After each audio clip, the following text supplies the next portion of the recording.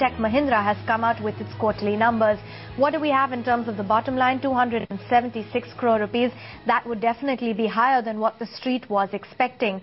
Just to give you a perspective, the ET Now poll was throwing up a number of 241 crore rupees. That's a very marginal increase as compared to 240.4 crore rupees on a quarter-on-quarter basis. We've also gotten hold of the net sales number. For 1,445 crore rupees is what they have clocked in. So when it comes to the top line figure, it would be marginally below what we were expecting. We were working with a figure of a higher number of 10% on a quarterly basis, and this time around it has come in at 1445 vis-a-vis an expectation of 1,475 crore rupees in terms of the top line figure. Eagerly awaiting numbers also in terms of what the margin picture is likely to throw up. 16.7% is what we're expecting, and this time around the dollar revenues were expected to decline on account of the cross-currency impact. So we were expecting the dollar revenues down just a marginal 0.26% at $295.2 million. This is vis-a-vis $296 million on a year-on-year basis. The rupee depreciation this time around was also likely to help the company in posting an 11% growth in its revenues, but only 8.4% is what it's managed to post in terms of a quarterly basis. The net profit also this time around, the large reason as to why we were expecting it to be flat, although it has come in a little higher than what we were expecting, was on account of the lower other income as well as the high interest cost. So I think once we get a detailed breakup of the numbers, we'll get more clarity on that. But apart from the numbers, the key factors that we were also watching out for is the outcome of the BT tenders floated, as well as guidance when it comes to the volume and the BT price decline. The traction in their telecom vertical was also something else that we'll keenly be keeping an eye out on. In addition to that, an outlook on their margin picture going forward. But let's just reiterate what the numbers have come in. So Tech Mahindra net profits 276 crore rupees.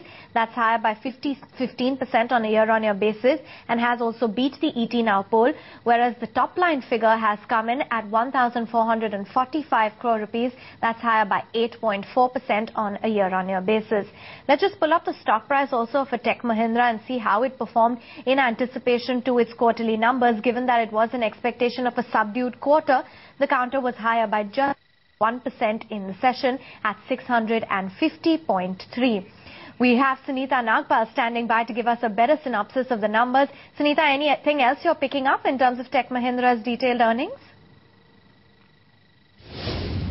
Well, revenues, as you said, are lower than what we were expecting. We were expecting a nearly 11% kind of growth sequentially, but they've just posted 8.5% kind of growth. Revenues have come at 1,445 crores.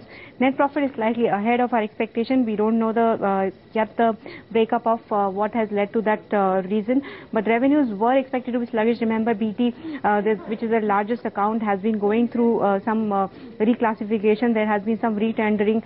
So the expectations are that not only the volumes will be lower, also the prices are expected to be lower as far as BT side of revenues are concerned. So that is probably reflecting in the last con call. Also, they had mentioned that next couple of quarters will be sluggish as far as BT account is concerned. So probably that's what the reason for the revenues being sluggish. If you look at EBITDA has come at roughly 234 crore rupees versus our expectation of 247 crores. So more or less in line with expectations. Profit is slightly ahead than our expectations. And if you look at the contracts, they have managed to sign few of the contracts in this quarter.